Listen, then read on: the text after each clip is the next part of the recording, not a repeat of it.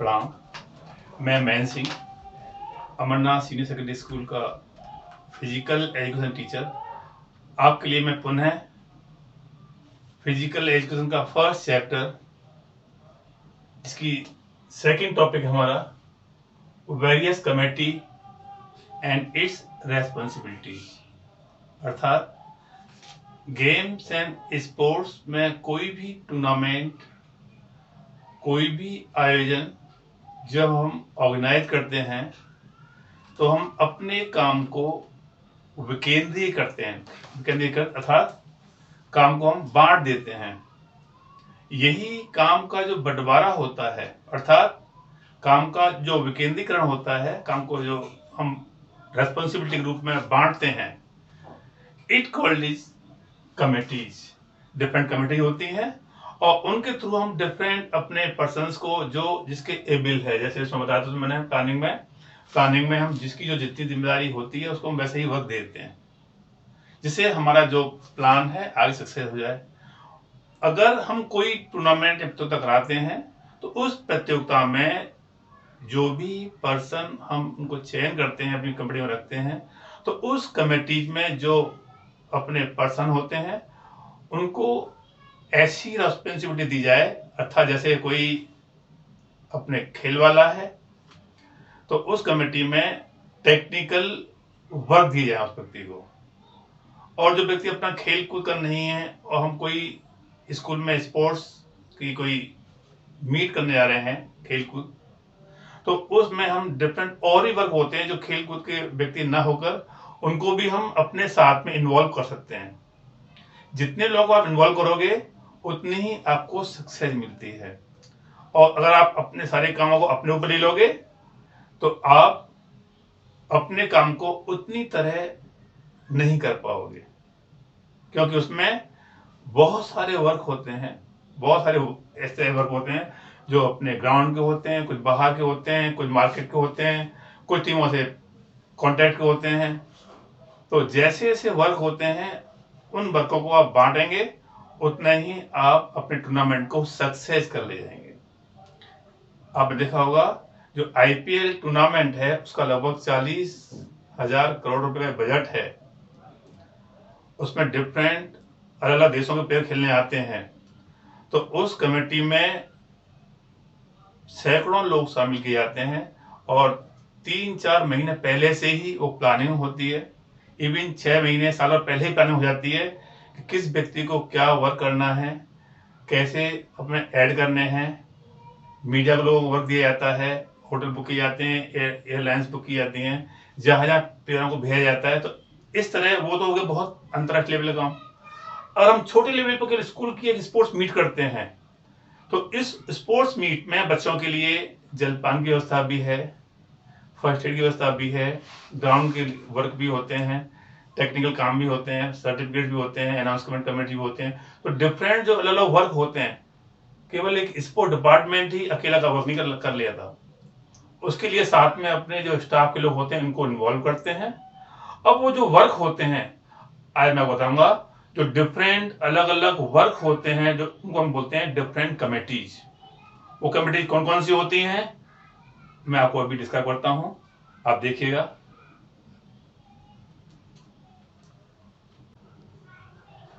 तो विद्यालय में कोई भी tournament are 2 types, intramural and एक्स्ट्रामुरल।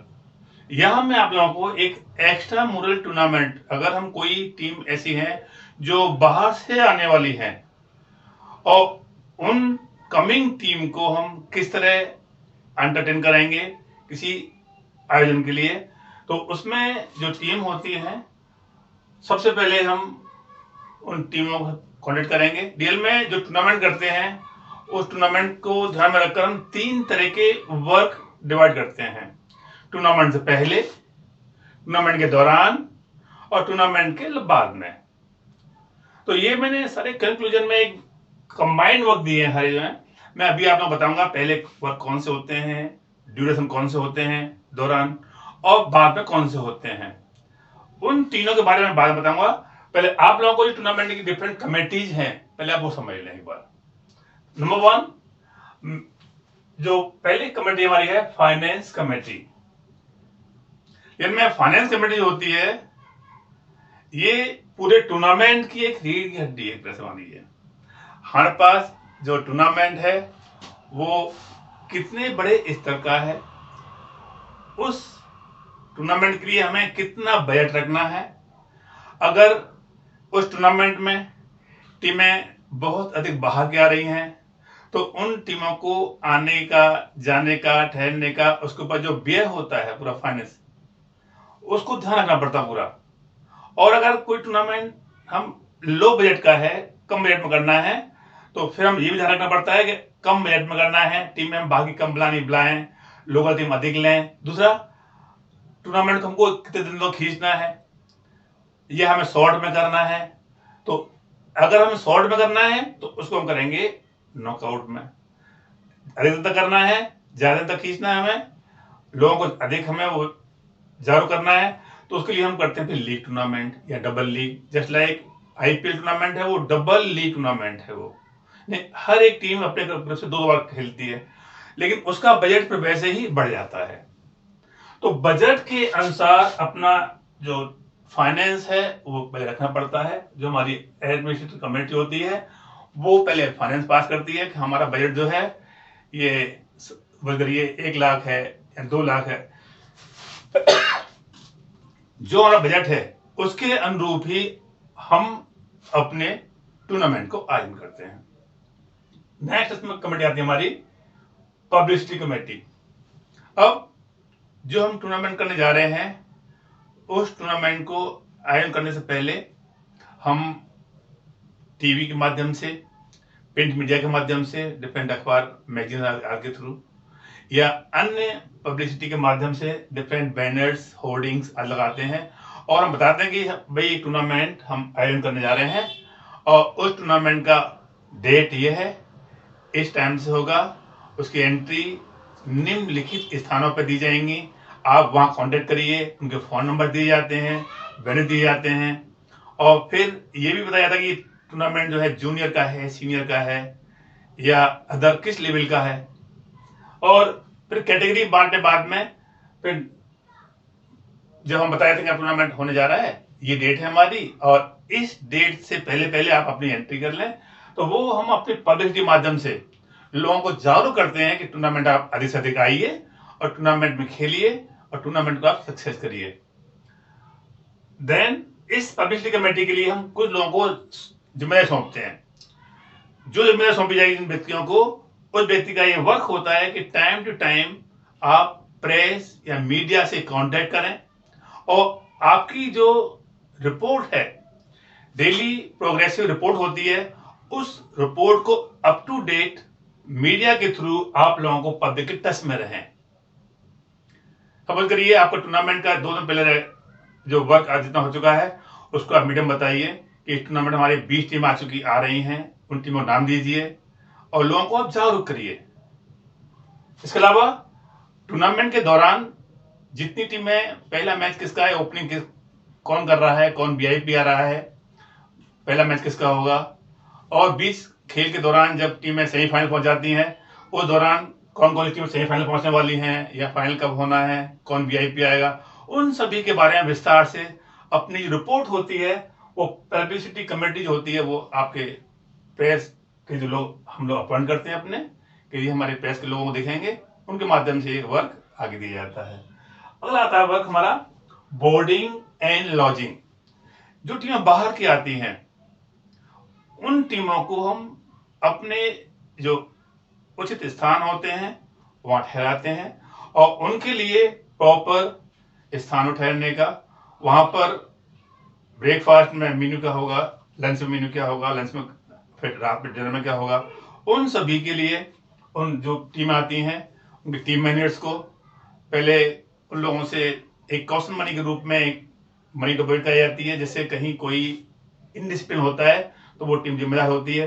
तो वो जो बोर्डिंग एंड लॉजिंग कमेटी होती है वो उन team manager, team coaches, captain से कांटेक्ट रखते हैं और जिससे कहीं कोई इनडिसिप्लिन होता है तो उस टीम के ऊपर डिसिप्लिनरी एक्शन लिया जा सके और उन लोगों को टीम के लिए सही समय पर ब्रेकफास्ट, कब उनका मैच होने जा रहा है, उस मैच से लगभग 4 घंटे पहले उनको लंच या जो भी आपको स्वल्प आहार देने जा रहे हैं। ये ना हो कि टीम खेलने जब जाती है उसे ठीक पहले भोजन दे दिया, ये नहीं। और टीम अगर मॉर्निंग मैच है तो उसको बता दिया है आपको ब्रेकफास्ट टाइम ये है, लंच का टाइम ये है। उन सभी को कूपन के थ्रू या जैसी भी आपकी सुविधा होती है, बोर्डिंग एंड लॉजिंग कमेटी उन टीमों को बताती रहती है कि हम आपको इतने समय पर लंच देंगे, ब्रेकफास्ट देंगे, डिनर देंगे और ये हमारा मेन्यू है। और उसी के अनुरूप ये सभी टीमें अपना आगे प्रोग्रेसिव वर्क करती हैं। आगे है रिसेप्शन कमेटी। ये जो स्वागत समिति होती है, इसमें इसकी कई रेस्पॉन्सिबिलिटी होती हैं। जो हमारे गेस्ट होते हैं, गेस्ट ऑफ ऑनर होते हैं, उन सभी का या जो भी हमारे पेरेंट्स आते हैं, वेलकम कमेटी वहाँ उन सभी को एंटरटेन करती है। और जो हमारे गेस्ट बार होते हैं उन सभी को प्रॉपर टाइम पर वहाँ उनको बुलाना होता है। और सबसे पहले उन लोगों को जहाँ ठहरना होता है या जहाँ रोकना होता है, टूर्नामेंट के जहाँ पंडाल से पहले उन लोगों को एक जगह बैठी के कराया जाता है। और जो हमारे वीआईपी या सेकंड वीआईपी या अदर गैदरिंग होती है, उनको जिस गेट से एंट्री करानी होती है, जहाँ जाना होता है, वहाँ सभी गाइडेंस रिसेप्शन कमेटी के थ्रू पहले ही गाइड किए जाते हैं। और जो कमेटी में मेंबर्स होते हैं, कौन वीआईपी रिसीव करेगा, वीआईपी कौन बिठाएगा, कौन उसको अटेंड करेगा, और उन सभी के जो वर्क होते हैं वो रिसेप्शन कमेटी के लोग देखते हैं। अब आता है डेकोरेशन एंड सेरेमनी। जो हमारा टूर्नामेंट का स्टेज है या जो आपकी पंडाल वगैरह है, उसमें जो बच्चे फोक डांस या अन्य कोई ऐसे सेरेमनी के वर्क होते हैं, ओपनिंग के या क्लोजिंग के, तो क्लोजिंग या ओपनिंग में जो पब्लिक को, प्लेयर्स को, वीआईपी गेस्ट को, सभी को एंटरटेन करने के लिए एक जो डेकोरेशन कमेटी होती है, ये सेरेमनी ये वहां पहले ही उन स्टेज को डेकोरेट करती है। और ओपनिंग और क्लोजिंग में ये वर्क अधिक होता है ज्यादातर। और ये कमेटी जो होती है वहां सेरेमनी फंक्शंस के लिए, ओपनिंग और क्लोजिंग सेरेमनी के लिए ये कमेटी पहले से प्रिपेयर रहती है। और उसमें जितना बजट होता है उस बजट के अनुरूप ही अपना पूरा वर्क करना पड़ता है। अगला इसमें ट्रांसपोर्ट कमेटी। अगर कोई स्कूल का टूर्नामेंट है, लोकल है, तो टूर्नामेंट के तुरंत बाद जब बच्चों को अपने घर जाना होता है तो बच्चों को बताया दिया था कि आपका जो ट्रांसपोर्ट का जो साधन है वो उस जगह से आप लोगों को पिकअप करना है और वहां से आप अपने अपने घर जाइए जैसी सुविधा होती है। अगर टीम होटलों में जाना है या किसी अन्य धर्मशाला में जाना है या ठहरनी होती है, तो ठहरने वाली जगह पर पहुंचाना। और जिस दिन टीम आती है उस दिन जो कमेटी के लोग होते हैं, ट्रांसपोर्ट कमेटी के लोग, वो पहले से ही बता देते हैं कि हमारी सुविधा यह है, स्टेशन पर एक रिसेप्शन हमारी काउंटर होगा, उस काउंटर पर हमारे वहाँ टूर्नामेंट का एक होर्डिंग लगी होगी या जो बैनर लगा हुआ होगा, वहाँ आप संपर्क करें। और जैसे ही वो टीम कोई संपर्क करती है, टीम आती है, तुरंत वहां पर वो टीम को लेकर ट्रांसपोर्ट के माध्यम से जहाँ ठहरना होता है उस स्थान पर टीम को रुकवा दिया जाता है। और अगर टूर्नामेंट के दौरान या टूर्नामेंट के बाद में जब टीमें डिस्पर्स होती हैं, उन टीमों को सामान लेकर फिर उचित स्थान पर उनकी ट्रेन या बस जैसे जाते हैं उनको वहां पहुंचाना भी। और जब कोई टीम मैच खेलने आती है तो ग्राउंड से टीम को वापस लेके आना ठहरने वाले स्थान पर, और ठहरने वाले स्थान से फिर बाद में मैच के लिए लेके आना। प्रॉपर टाइम टू टाइम वो टीम आते रहे, जाती रहे। ये ट्रांसपोर्ट कमेटी का वर्क हो रहता है, वो प्रॉपर टाइम से वो टीमें अपने अपने स्थान पर आती रहें, जाती रहें और किसी को कोई शिकायत का मौका नहीं मिले। अगला है इसमें ग्राउंड एंड इक्विपमेंट्स कमेटी। ये टूर्नामेंट की सोल है ये कि जितना भी वहां टूर्नामेंट है वो टूर्नामेंट पूरा ग्राउंड के ऊपर डिपेंड है। जब हम कोई भी टूर्नामेंट करते हैं तो सबसे पहले ग्राउंड को हम पहले से ही हफ्तों पहले ग्राउंड को वेल मेंटेन करते हैं। अगर कहीं पर कोई भी अनइवन ग्राउंड है तो उसको पहले समतल करें, कहीं घास वगैरह नहीं है, पुराने में लगा के ग्राउंड को बिल्कुल स्मूथली अच्छा बनाना है। फिर उस ग्राउंड की जो हमारे टेक्निकल कमेटी के लोग होते हैं वो मार्किंग करते हैं, क्योंकि मार्किंग करने का काम का जो है ग्राउंड कमेटी के लिए वो सभी डिपेंड रहता है हमारा। जितने भी हमारे टेक्निकल पर्सन होते हैं, क्योंकि अगर ट्रैक है तो ट्रैक को वही लोग बनाएंगे, अगर फुटबॉल ग्राउंड है या हॉकी का मैच है या अन्य ग्राउंड है या बेसिक क्रिकेट की, तो वो सभी मार्किंग जो होती हैं, वो सभी मार्किंग वेल उसमें जो हमारी नॉर्म्स के अकॉर्डिंग जो मेजरमेंट होते हैं वो होनी चाहिए। कहीं किसी व्यक्ति को, किसी प्लेयर को किसी भी शिकायत का मौका नहीं देना चाहिए। इसलिए टेक्निकल कमेटी के थ्रू उस ग्राउंड की मार्किंग और जो हमारे इक्विपमेंट्स हैं वो सभी जो हमारा प्री वर्क है टूर्नामेंट से पहले का, उसमें सारे इक्विपमेंट्स आदि पहले ही आ जाने चाहिए। ये ना हो कि टूर्नामेंट ठीक सेम डे सेम टाइम पर ही आप उस चीज को अरेंज कर रहे हैं, ये जरूरी है। टूर्नामेंट जो कमेटी हमारी, उस कमेटी में ग्राउंड एंड इक्विपमेंट्स, ये कमेटी पहले ही अपनी ग्राउंड की मार्किंग आदि इक्विपमेंट्स आदि पहले चेक कर लें, और जो हमारे कमेटी के मेंबर्स हैं खेल के दौरान जहाँ सामान जो पहुंचना होता है उस कमेटी के लोग उस सामान को चेक कर लें, और प्रॉपर जैसे अगर कहीं थ्रोइंग इवेंट होने जा रहा है, थ्रोइंग इवेंट में जहां जो थ्रोइंग इवेंट का सामान जाना है, इक्विपमेंट जाना है, वहां पहुंच जाए। अगर कोई रनिंग इवेंट में जो इक्विपमेंट्स स्टॉपबाज वगैरह कोई सामान है वहां पहुंचना हो, वहां तो सामान पहुंच जाए। जैसा जो इवेंट होने जा रहा है उसमें इक्विपमेंट्स की जैसी जैसी नीड होती स्टार्ट कीजिए फिर से। अगला इसमें हमारा एंट्री एंड प्रोग्राम। रियल में ये जितने भी ग्राउंड कमेटी है, ट्रांसपोर्ट है, सब जितने भी वर्क है, ये सारे वर्क रियल में एक टूर्नामेंट की जो टीमें जो आ रही हैं उनके लिए है।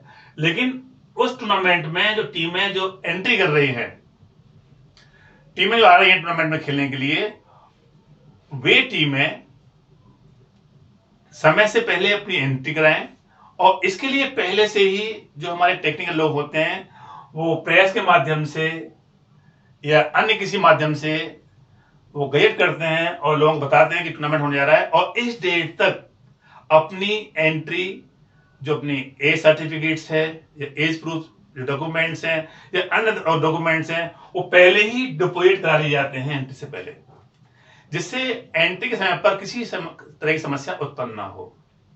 देन एंट्री जब होती है उस समय पर जो कुछ एक टोकन मनी रूप में कुछ लोग जमा कराते हैं, कहीं पर टोकन मनी जमा नहीं कराते हैं, जो अलग अलग सुविधा के अनुसार ये टीमें अपनी एंट्री रखती हैं, और उसमें अगर जो टीम एंट्री कराई जाती है फिर इन टीमों को एक प्रोग्राम दिया जाता है कि इस प्रोग्राम में ये शेड्यूल्ड है, ये नॉकआउट टूर्नामेंट्स है, और नॉकआउट टूर्नामेंट में आपका मैच इस डेट को और इस समय पर आपकी टीम को पहुंचना है, और फिर उसी के अकॉर्डिंग वो शेड्यूल्ड टाइम पर टीमें अपनी पहुंचती हैं। वो प्रोग्राम पहले से ही एक बोर्ड पर पेश कर दिया जाता है, स्टिक कर दिया जाता है, वहां टीमें अपना अपना प्रोग्राम और एक उसकी कॉपी हर टीम मैनेजर और टीम कोच को प्रोवाइड कर दी जाती है, जिससे वो टीमें स्वतः ही अपने आप टाइम से वहां पहुंच जाएं। जो प्रोग्राम होता है, प्रोग्राम की कॉपी, एंट्री कॉपी होती है, वो दे दी जाती है, और वो कमेटी ये ध्यान रखे हर एक मैनेजर कोचेस को उसके बारे में कोई जानकारी होनी चाहिए। अगला हमारा है एक टेक्निकल कमेटी या एक ऑफिशियल कमेटी।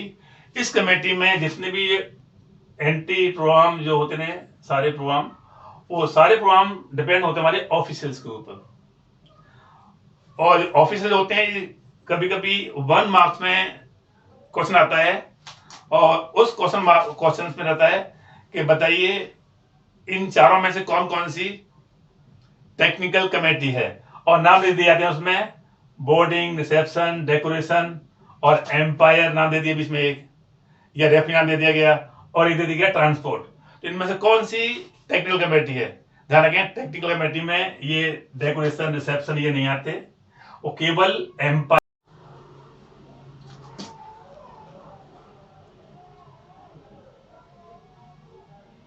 ये मेन पॉइंट है एक ऑफिशियल कमेटी। ये कमेटी एक तरह से हम लोग कह सकते हैं टेक्निकल कमेटी, जो खेल से रिलेटेड सदस्य होते हैं, मेंबर्स होते हैं, उनमें जो कोचेज होते हैं या जो खेल को सिखाने वाले टेक्निकल लोग होते हैं, वही इस कमेटी में रखे जाते हैं। जैसे एम्पायर है, रेफरीज हैं, स्कोरर हैं, या उससे रिलेटेड जो भी लैब एम्पायर या मार्शल आदि होते हैं, वे सभी ऑफिशियल कमेटी में आते हैं। क्योंकि इसमें टेक्निकल जानकारी होना बहुत जरूरी है। अगर कोई मिसहैपनिंग किसी खेल के दौरान हो जाती है या कोई कंप्लेन आती है, खेल बीच में व्यवधान होता है, तो उस समय पर इसी टेक्निकल कमेटी के बिहाफ पर ही एक अलग से कमेटी बनाई जाती है, जो कोई भी डिस्प्यूट होने पर इन्हीं मेंबर्स के थ्रू उस डिस्प्यूट को सॉल्व भी किया जाता है। ये ध्यान रखना पड़ता है हमें, जो हम ऑफिशियल कमेटी बनाते हैं उस ऑफिशियल कमेटी में यही मेंबर रखे जाएं, जो आपके खेल को और आगे बढ़ा सकें और खेल को निष्पक्ष रूप से उसका आयोजन भी कर सकें। अगला हमारा पॉइंट है इसमें अनाउंसमेंट कमेटी। अनाउंसमेंट कमेटी जो हमारी मेन टूर्नामेंट कमेटी होती है, उसमें जो भी आयोजक होते हैं, खेल के दौरान जो भी लाइव मैच जब हम अनाउंस करते हैं उस पर जो कमेंटेटर होते हैं, या जो खेल के दौरान या खेल के पहले अनाउंसमेंट होता है कि उक्त प्लेयर जहां भी हैं वो अपने स्टार्टिंग पॉइंट पर पहुंच जाएं, जब दौड़ शुरू होती है दौड़ से पहले, और जब समय दौड़ होती है या गेम होते हैं उस गेम के दौरान जो रनिंग कमेंट्री होती है वे सभी अनाउंसमेंट कमेटी या खेल से पहले या खेल के दौरान या खेल के बाद में जो भी घोषणाएं होती हैं वे सभी अनाउंसमेंट कमेटी के थ्रू होती हैं। उसमें जो भी लोग रखे जाएं वो लोग इससे रिलेटेड हों और उन्हें पूरी जानकारी हो, जिससे आपका आयोजन आगे सक्सेस हो सके। अगला हमारा है इसमें first aid. First aid committee वो कमेटी है जो खेल के दौरान कभी कोई किसी खिलाड़ी को चोट लग जाए और उस दौरान खेल के बीच में ही उस प्लेयर को तुरंत बाहर लाएं, उसे फर्स्ट एड दें। और जो हम मेंबर रखते हैं उन लोगों को फर्स्ट एड के बारे में जानकारी होना बहुत जरूरी है। अगर कोई चोट ऐसी है जो बहुत अधिक घातक है तो उस प्लेयर को हम तुरंत फर्स्ट एड देने के बाद में तुरंत डॉक्टर के पास रेफर करते हैं, जिससे उस प्लेयर को तत्काल हेल्प मिल सके। अगला आता है इसमें एंटरटेनमेंट कमेटी। इसमें जितने भी, जैसा हमने कहा था, इसमें रिसेप्शन कमेटी है या डिवीजन कमेटी है, जो सेरेमनी कमेटी होती है, उसका यहाँ एंटरटेनमेंट कमेटी होती है। एक तो ये है इसमें कि जहाँ प्लेयर होके जाते हैं उन प्लेयरों का वहाँ शाम के समय पर एंटरटेनमेंट के लिए कोई आयोजन किया जाता है, कल्चरल प्रोग्राम रखे जाते हैं। और खेल के पहले या खेल के बीच में या खेल के दौरान बीच बीच में जो एंटरटेनमेंट के लिए कुछ कार्यक्रम रखे जाते हैं, उन सभी प्रोग्राम के लिए, उस सभी कार्यक्रम के लिए एक अलग से हम एंटरटेनमेंट कमेटी रखते हैं और उससे रिलेटेड जो भी लोग होते हैं उनको वहाँ जोड़ कर रखते हैं और समय आने पर उन सभी का वहां पर उपयोग किया जाए। अब में एक है रिफ्रेशमेंट कमेटी। ये रियल में कई कमेटी के दौरान बीच बीच में होता गया है, कभी कभी प्लेयरों को जब स्कूल लेवल पर प्रोग्राम होते हैं तो बच्चों को हम फ्रेश होने के लिए बीच में कुछ स्वल्पहार के रूप में कुछ फ्रूट्स या अन्य चीजें देते हैं, जिससे प्लेयर को जो नीड है उस समय उनको मिल सके। इसके अलावा जब खेल चल रहा होता है बीच में टाइम ज्यादा नहीं है, लेकिन उस समय पर प्लेयरों को चाहिए उस समय पर, तो प्लेयरों के लिए कुछ रिफ्रेशमेंट के रूप में प्रोवाइड किया जाता है। स्कूल लेवल के प्रोग्राम हो या बाहर के प्रोग्राम हो, हर जगह पर आप देखते हो बीच बीच में कभी लंच होता है या टी होती है, ब्रेक होते हैं। उस ब्रेक के दौरान उन प्लेयरों को हम रिफ्रेशमेंट के रूप में कोई चीज प्रोवाइड कराएं खाने पीने की, और अपने आयोजन के लिए बीच में कोई ऐसी चीजें दिक्कत ना आए कि लोग कहें कि वहां पर कोई व्यवस्था नहीं थी। इसलिए प्लेयरों के फ्रेश रहने के लिए पानी की व्यवस्था है, कुछ फ्रूट्स की व्यवस्था है, या कुछ टी है या कॉफी वगैरह है या अन्य उसमें आइसक्रीम वगैरह है, उनको प्रोवाइड कराते हैं। It called refreshment committee. और जितनी भी कमेटियां हैं, हो सकता है इनके अलावा कुछ और भी दायित्व दिए जाते हैं प्लेयरों को, जो हमारे खेल से रिलेटेड लोग होते हैं, और उन सभी को मिलकर एकजुट में रहकर हम कोई भी टूर्नामेंट का आयोजन होता है, इस टूर्नामेंट कमेटी के थ्रू आयोजन हम सक्सेस कर सकते हैं।